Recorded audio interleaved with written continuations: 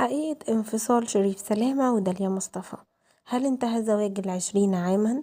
ازيكم يا احلى متابعين، يا رب تكونوا بخير. للي اول مرة يتابعني ما ينسانيش باللايك، اشترك في القناة، يفعل زر الجرس لو مش متفعل. قبل ما نبدأ الفيديو ما تنسوش تصلوا على النبي.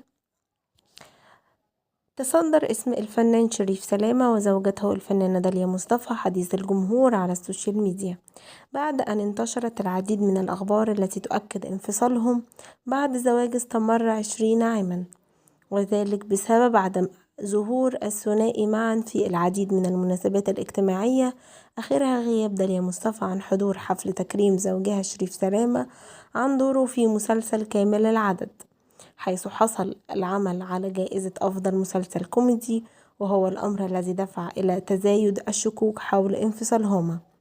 ومع انتشار أخبار الانفصال كان السؤال المسيطر على جمهور ومتابعين شريف سلامة وداليا مصطفى: هل بالفعل انتهى زواج 20 عاما؟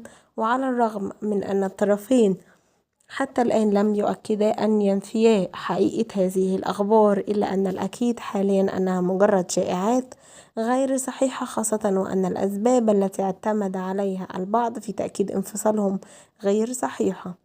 وأول هذه الأسباب هي غياب داليا مصطفى عن تكريم زوجها شريف سلامة، وهو الأمر الطبيعي بسبب انشغالها حاليا بتصوير مسلسل روج أسود. أما ثاني الأسباب هو مسح كل منهما صوره مع الآخر وإلغاء متابعتهما لبعض، وهو الأمر غير صحيح.